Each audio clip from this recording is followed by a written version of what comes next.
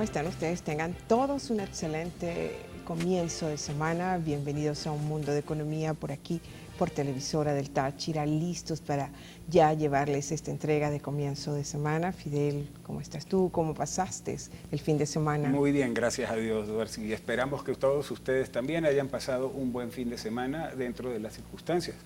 Y efectivamente, hoy lunes, como acostumbramos, traemos para ustedes la noticia económica más importante que se haya generado en el país para comentarla. Y hemos juzgado que lo más interesante, lo más importante que ha ocurrido en estos días es el hecho de que las exportaciones petroleras venezolanas cayeron 17.5% en julio, mientras que en paralelo la cartera de clientes se reduce.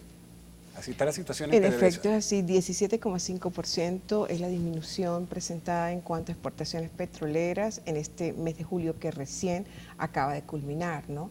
Y cayeron que en esta reducción ha sido el segundo nivel más bajo tras las sanciones del gobierno de los Estados Unidos a la industria, a la estatal petrolera venezolana. Específicamente, así lo dijo, fueron una información que fue suministrada, datos internos manejados y publicados por Refinitiv Icon. PDVSA y sus empresas mixtas exportaron un total de 937.887 barriles diarios de crudo y productos refinados el mes pasado de junio en 35 cargamentos, mayormente con destino a Asia, porque este tipo de crudo es muy demandado por los países del continente asiático en comparación con los 40 despachados en junio. Y según mostraron así los datos difundidos por la agencia Reuters. Vale destacar lo siguiente aquí, que es muy importante, Fidel, que como consecuencia de las sanciones estadounidenses, la compañía en el segundo trimestre de este año se ha dedicado exclusivamente a producir el crudo Merey 16, que es un crudo con una variedad pesada y que es muy demandada, repito, por los países asiáticos. Sí, porque efectivamente, y esto hay que destacarlo, la mayor parte de estas exportaciones que se han producido recientemente en junio, pero particularmente en julio, van dirigidos, por cierto, al pago de deuda pública externa de la República de Venezuela contratada como condición para ser pagada con petróleo, tanto con China como con Rusia. Hacia allí va dirigida la mayor parte de este petróleo que se está exportando. ¿Qué significa esto? Que estamos hablando de petróleo que no está siendo cobrado en contante y sonante, que no representa en consecuencia ingresos actuales para la República, porque repetimos, se trata de un porcentaje muy alto de este petróleo para pagar deuda con China y con Rusia. En este contexto, por cierto, en julio el cronograma de exportación de PDVSA mostró que solo 5 compañías en los Estados Unidos recibieron directamente petróleo venezolano en comparación con 9 que recibieron, por ejemplo, en el mes de febrero. Esto obedece efectivamente a lo que comentaba Darcy, al impacto que tienen las sanciones del gobierno norteamericano sobre la empresa PDVSA, porque el gobierno norteamericano le prohíbe a las empresas norteamericanas tener relaciones comerciales con las empresas del Estado venezolano. Y esto, por supuesto, tiene obviamente un impacto.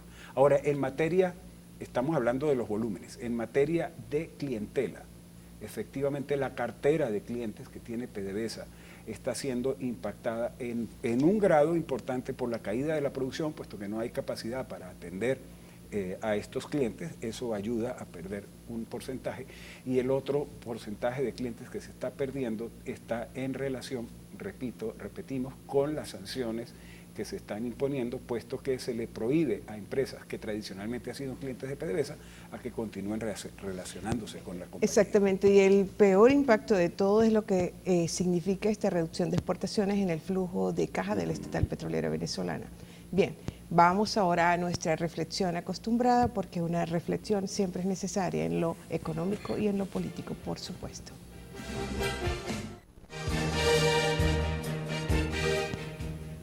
Y cuando el presidente Nicolás Maduro y el chavismo en general pretende instalar una mesa de diálogo permanente con la oposición que dure meses y años, y me enteré, por cierto, de esta pretensión leyendo el portal de Tal Cual del pasado 2 de agosto. Se corresponde con la idea de que al presidente Maduro le quedan 6 años, como mínimo, en el ejercicio de la presidencia, pero la idea se contrapone a la esgrimida por Guaidó y los suyos, de que Maduro y su partido deben abandonar cuanto antes lo que llama este sector de la diatriba la usurpación de funciones. Sin duda que si así fuere, tal estrategia de diálogo beneficia a los intereses del oficialismo en detrimento de los de la oposición.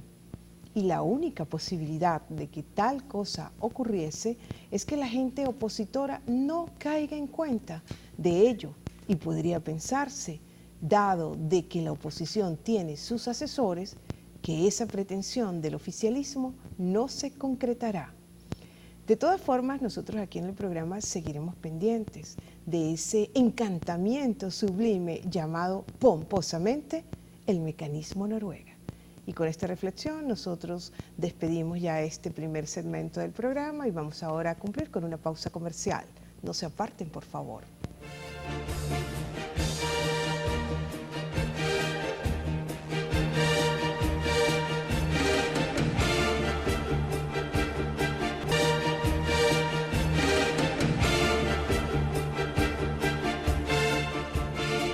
Bien amigos, continuamos con más de Un Mundo de Economía. A continuación vamos a nuestra sección del Diccionario Económico y Social y hoy traemos para ustedes como término la composición media del petróleo.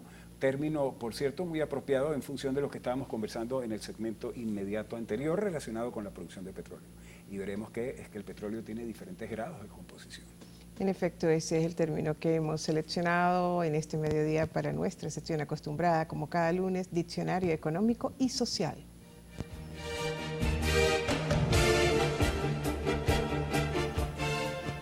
Composición media del petróleo. Bueno, ¿a qué se refiere esto?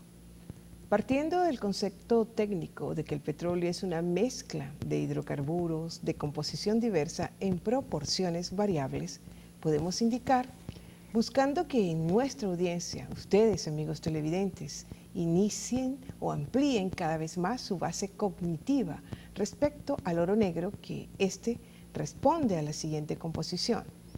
La composición es tal: de carbono tiene de 83 a 87%, hidrógeno de 11 a 15%, azufre 0.6%, de compuestos de nitrógeno oxígeno solo trazas, densidad 0.7 a 10%. ¿Qué les parece? Esta es la composición media del oro negro o de nuestro petróleo. En próximas entregas nosotros nos comprometemos desde ya ante todos ustedes de que seguiremos suministrándole a nuestra audiencia más contenidos acerca de nuestro principal recurso, como es el petróleo, considerando fundamentalmente que debemos ampliar cada vez más el conocimiento y adquirir mayor cultura petrolera porque se vive en un país petrolero. Aunque diría a Fidel, nuestro amigo Rafael Quiroz Serrano, que esto no es un país petrolero, sino petrolífero.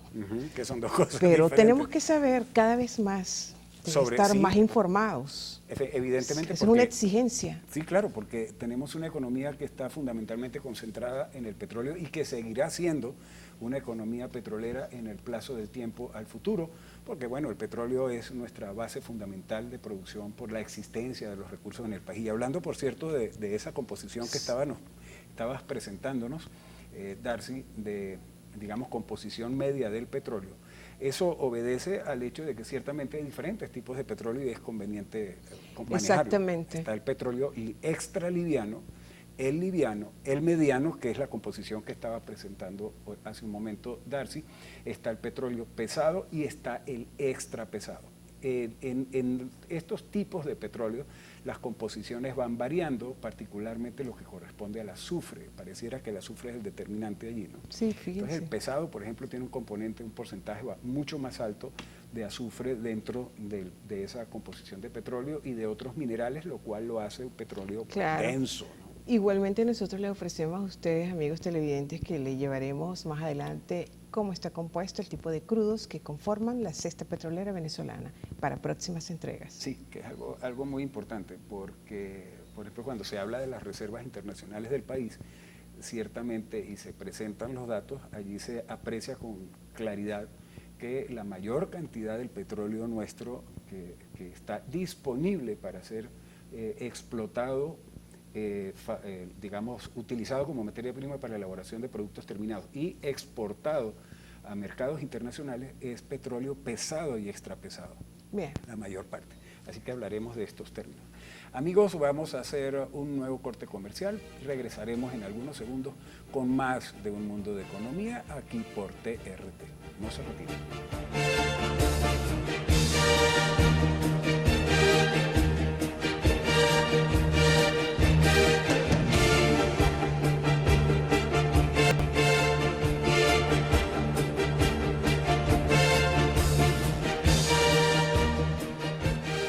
Estamos de regreso con más de Un Mundo de Economía. Vamos ahora a nuestra sección como es Táchira y su economía. Lamentablemente la crisis universitaria en nuestro estado Táchira no cesa y cada vez se hace más difícil para los jóvenes estudiantes poder cumplir sus clases porque por orden estrictamente económico, los comedores, el transporte, no tienen profesores suficientes, no funcionan las bibliotecas, en fin, las fallas de luz para ellos poder cubrir, para llevar a cabo sobre todo un plan regular de contenidos a través de las redes, clases virtuales, bueno, y por internet. Cada vez se hace más difícil. El factor estrictamente económico. Sí, efectivamente. Por el factor, la crisis económica. Entonces, se vale preguntar cuál va a ser el futuro de nuestra generación de relevo. Chicos que no puedan culminar sus carreras, que se quedan a medias, otros que desean empezar porque ya salieron del bachillerato, cuáles son las expectativas, dónde está nuestra generación de relevo, ese futuro de profesionales, de técnicos para desempeñarse y conformar el talento, el recurso humano del aparato productivo nacional, Fidel. Ahí está el detalle. Y efectivamente el trasfondo de toda esta brutal crisis que vive la Universidad Venezolana, por supuesto, de la que no escapa la del Táchira, el trasfondo es económico. En el caso tachirense, las universidades regionales públicas, entiéndase, la Universidad Nacional Experimental del Táchira, UNED, el núcleo Táchira de la Universidad de los Andes, ULA Táchira, el núcleo Táchira de la Universidad Pedagógica Libertador, UPEL, que funciona tanto en Rubio como en San Cristóbal, y el núcleo tachirense también de la Universidad Nacional Abierta, las cuatro universidades, presentan exactamente el mismo cuadro. ¿Y cuál es el cuadro? El que tienen un presupuesto extremadamente reducido para la universidad, que no le permite a la universidad cumplir ni con el mínimo de lo mínimo necesario para su funcionamiento.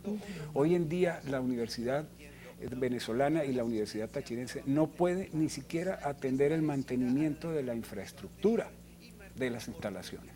Por eso se ven ajadas, abandonadas, como destruidas, los jardines desmontados. Pare usted de contar. No se pueden atender las unidades automotrices que tienen las universidades, por ejemplo, los buses para las rutas, para el transporte tanto de los estudiantes como del personal. Y entonces nos encontramos, por ejemplo, en el caso de la UNED, que tiene 14 unidades, 14 rutas, y las 14 están paradas porque no tienen repuestos y no tienen cómo mantener esos equipos en funcionamiento. No están operativos. Lo propio ocurre con la ULA, lo propio ocurre con la UPEL. No hay comedor porque no hay alimentos en el comedor, porque no hay presupuesto y porque el gobierno nacional, a través de la oficina que le corresponde del Ministerio de Educación Superior, no asigna los productos necesarios para que el comedor funcione. Y por ahí va absolutamente todas las cosas. Y caemos en el tema también de los salarios y de los sueldos del personal económico. Hoy el presupuesto que tiene asignado la Universidad Venezolana, incluso por vía de crédito extraordinario, solamente alcanza para cubrir sueldos y salarios de la universidad. El 85% del presupuesto es para pagar sueldos, Darcy. Solo queda 15% para atender algunas otras cosas, y de allí entonces el hecho cierto de que las universidades no cuentan entonces con laboratorios apropiados, con las aulas acondicionadas en la forma requerida, con las bibliotecas operativas, los baños, bueno, el servicio telefónico, el internet. Pare usted de contar. Todo eso hace extremadamente difícil el funcionamiento de la universidad, por un lado. Y por el otro, toda esta situación también de una forma directa está impulsando a muchos de la gente que hace vida en la universidad, de la comunidad universitaria, entiéndase personal administrativo, obrero, profesores y estudiantes, a irse de la universidad. Entonces, ¿cómo estamos quedando? Y ahí queda en entredicho el futuro. Entonces, hombre, hablemos claro respecto a lo que ocurre. La Universidad Pública Venezolana y Tachirense enfrenta en realidad un gravísimo problema que se concentra en concreto en el hecho de la existencia de un gobierno que tiene toda la intencionalidad de acabar con ella, de acabar con la universidad. ¿Cómo?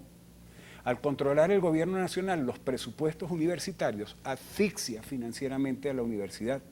Al controlar los salarios, no incentiva el trabajo y ha generado que muchos profesores que las distintas universidades han capacitado se dediquen a otras actividades profesionales para poder vivir o se vayan a otros países para tener el nivel de vida con el que contaban en Venezuela y que ya no existe.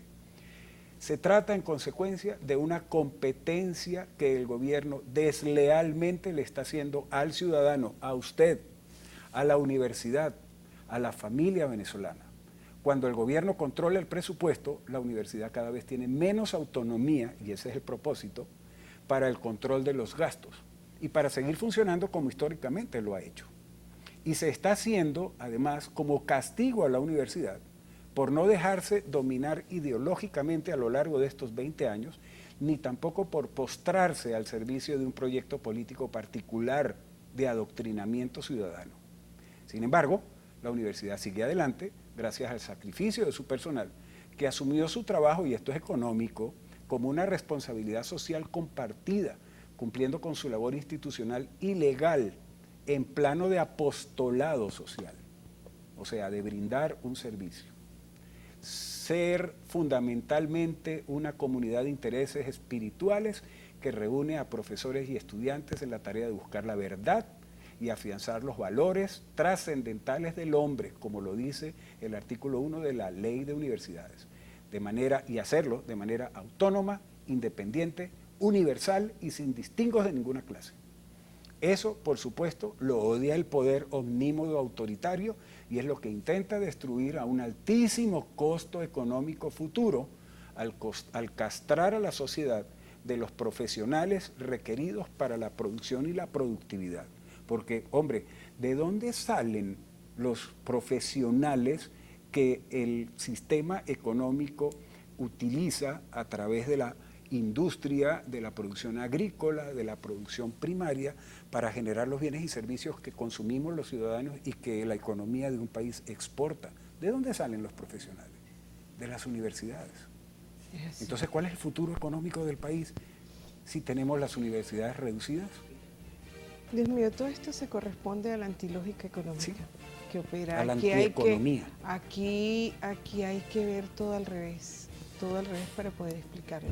Bien, amigos, y de esta forma, con esta reflexión, nosotros damos por culminada esta entrega de hoy lunes. Nos queda darles las gracias por su amable atención y ya saben que cada vez más la economía adquiere mayor relevancia como principio y conocimiento en nuestras vidas prácticas. Tengan todos un feliz día. Buen provecho. Feliz tarde.